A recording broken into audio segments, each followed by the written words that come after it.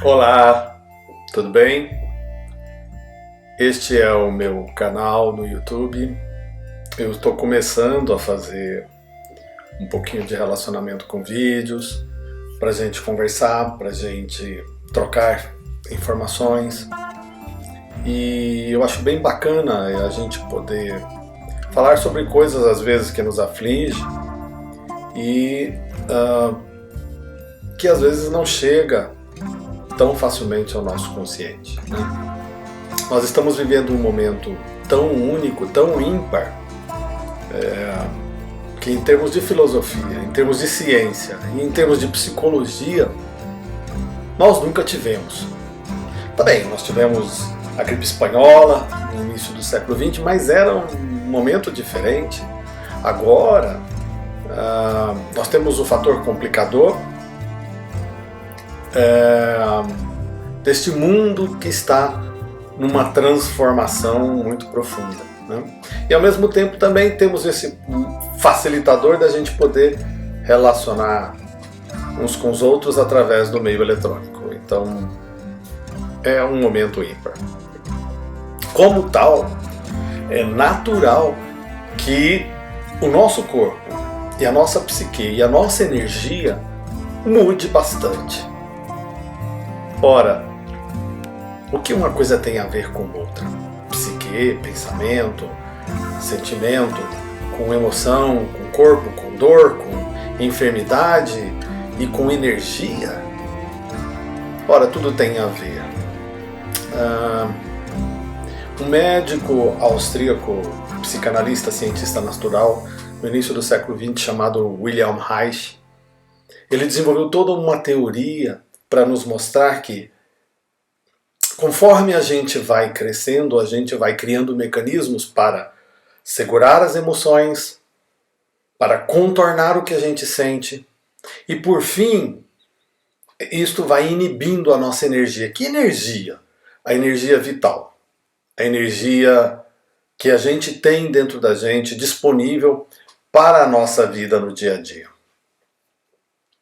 Ora, então, neste momento ímpar, onde a gente está trancado dentro de casa, ou não, estamos na rua tendo que vencer o medo de contaminar-se com o coronavírus, o Covid, temos que vencer, às vezes, os preconceitos, temos que, ainda, acima de tudo, estar fortes, dar força para os filhos, dar força para os pais, dar força para a família. Começa a faltar ar. Não é por acaso que o Covid ataca o sistema respiratório. Nós temos vivido um tempo onde, veja, nós estamos desmatando e arrancando a possibilidade da respiração do planeta. Nada mais sintomático do que desenvolver no meio de nós uma síndrome de um problema respiratório. Quando falamos em respiração, eu penso num bebezinho nascendo, momento do parto, e aquela primeira respirada onde deve queimar bastante, porque desce queimando tudo aquilo, mas ao mesmo tempo uma sensação de novidade, uma sensação de que já não é mais a mesma coisa. E a gente chega neste momento com este desejo de estar respirando, E para a gente poder conviver socialmente, se nos impõem essas dificuldades de ter que usar máscaras, de ter que ficar num distanciamento, de não poder tocar. Para nós brasileiros, isso é mais difícil ainda. Porque nós somos latinos e a gente precisa de tocar, a gente precisa de sentir a energia do outro, Bom, diante desse problema da respiração, o que vai acontecendo com o nosso organismo? Nós vamos criando, de certa forma, compensações em virtude da energia que nos é roubada pela pouca respiração advinda da ansiedade. Como assim ansiedade? Onde que a ansiedade entrou nesse assunto aqui? A ansiedade, ela é uma emoção que na terapia corporal a gente diz reside no diafragma. E ela é sempre uma emoção de topo. Por baixo dela vai ter outra emoção. Geralmente o medo, usualmente o medo.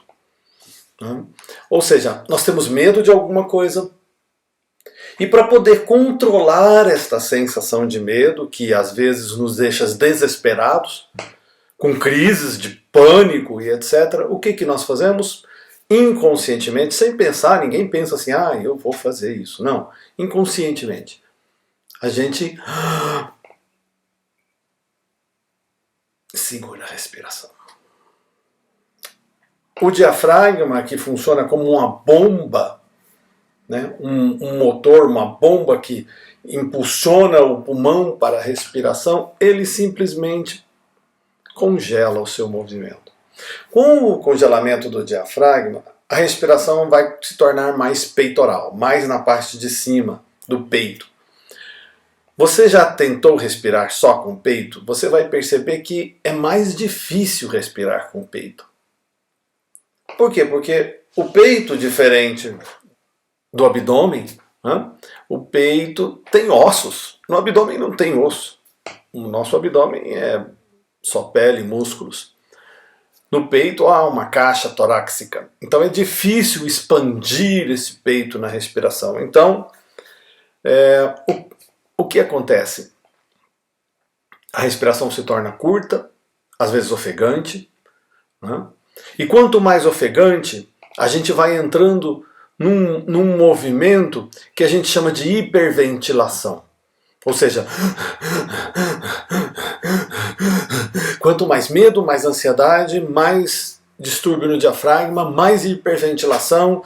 Com a hiperventilação, a energia fica muito restrita à nossa cabeça, então o cérebro começa a pensar, encontrar soluções, e a gente não vai encontrando e vai dando uma sensação de sufoco, de angústia, e aí eu começo a sentir dor no peito, eu começo a sentir dor nas costas, eu começo a sentir dor na cabeça, e eu começo a pensar, eu vou ter um ataque cardíaco, eu vou ter um problema, eu vou morrer. Ora, tudo isso é natural em virtude da crise, tá? O que a gente pode fazer num momento desses? A primeira coisa é lembre-se de respirar. Lembre-se de respirar. Respire. Inspire com o nariz, expire com a boca. Enchendo a barriga, o abdômen, ampliando a barriga. Vamos falar, um português claro, ampliando a barriga, respirando lá embaixo com a barriga. Num ritmo confortável de respiração. Depois de 3 a 4 minutos respirando, vai diminuir a sensação de pânico, vai diminuir um pouco o medo que eu estou, e a minha respiração vai tomar ao normal, vão voltar todos os mecanismos de preparação que o meu organismo faz com relação ao medo, todas os hormônios que foram disparados em virtude do perigo que eu estava pensando que existia, e eu vou me acalmando. Então, a ansiedade, ela é para nós um sinal, tá? Se você pensar ela como um sinal de que algo não está legal, algo não está bem. Eu estou com medo, ou eu estou com raiva, algo que dentro de mim era para sair, para fluir, para aparecer, eu segurei. Eu quis tapar. Ora, quando a gente está em crise, geralmente a gente não sabe o que está acontecendo, né? Mas, depois que passa, se você parar para pensar um pouquinho, qual foi o gatilho que disparou aquilo, você vai lembrar que, eu fiquei com medo, eu fiquei com pânico, eu estava desesperado, eu comecei a desesperar pela questão financeira, por estar preso em casa, pela saúde dos meus queridos, dos meus entes queridos, e o ar começa a faltar. Geralmente a gente fala assim, que a respiração é a única coisa que a gente pode fazer no momento presente. Por quê? Porque o medo geralmente está ligado ao futuro. O medo está ligado ao futuro. Né? A gente não tem medo do que passou. A gente tem medo do que vem. Né? O medo, então, está ligado ao que vai acontecer no meu futuro. E se meus familiares ficarem doentes? E se eu ficar sem dinheiro? Então eu tô ligado no futuro. Alguma coisa que pode acontecer. O medo, ele é esta ligação com o futuro que vai nos deixar paralisados. Para sair do medo, primeiro, eu vou ter que fazer um bom contato com a sensação. O que está acontecendo lá? Por que estou com medo? De onde vem esse medo? Segundo, eu posso fazer uns bons movimentos com os meus olhos. Movimentar meus olhos para as laterais, movimentando bem devagarzinho, respirando, olhando para estes medos que eu estou sentindo. E devagar ir retomando o controle e a respiração. Neste momento em que as coisas estão muito loucas e, como eu disse, nesse momento ímpar, é às vezes natural que apareçam esses sintomas, essas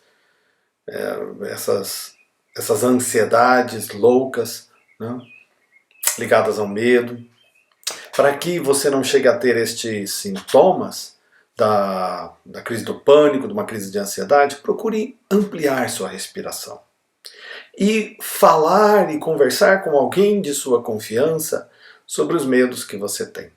Está com medo de não ter dinheiro, não ter comida, morrer alguém? Converse com alguém de sua confiança sobre seus medos. Olha, eu estou com medo. Fale sobre isso.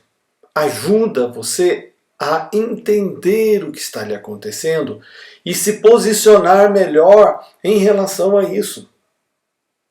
Em terceiro lugar, apoie-se dentro de você. Como assim? Apoie a sua sensação, dizendo para você, eu estou comigo, eu não vou me abandonar. Tudo bem, o governo pode me abandonar, as autoridades podem me abandonar, até meus parentes podem me abandonar, mas eu não vou me abandonar. Eu vou estar comigo, eu vou estar segurando na minha mão, eu vou confiar que com as habilidades que eu tenho, eu vou sair disto. Quando eu puder, eu vou melhorar a minha vida. E devagar retome a respiração. Olha, se eu pudesse dar um conselho para você, eu diria, respire. Respire melhor, respire bem, abra bem seus pulmões. Nós vamos sair disto e vamos nos reunir às pessoas que nós amamos e vamos conseguir reconquistar os espaços que às vezes deixamos de habitar ou ter. Eu agradeço muito você que esteve aqui comigo para a gente conversar, bater um papo. Veja, isso é só uma conversa. Esse assunto é um assunto muito profundo e às vezes a gente tem que estudar, às vezes a gente tem que ir para terapia, às vezes a gente tem que, às vezes até ser medicado, dependendo da situação em que estamos. É muito importante que neste momento a gente não se automedique. A gente procure, se eu estou numa crise profunda, procure um profissional, converse com ele, fale dos seus medos, diga como está se sentindo. E a partir daí, a partir das indicações dele, a partir do diagnóstico, vá seguindo. E tudo vai ficar bem. Pense este mantra, esta palavrinha na sua mente. Tudo vai ficar bem. Um grande abraço. Tchau, tchau.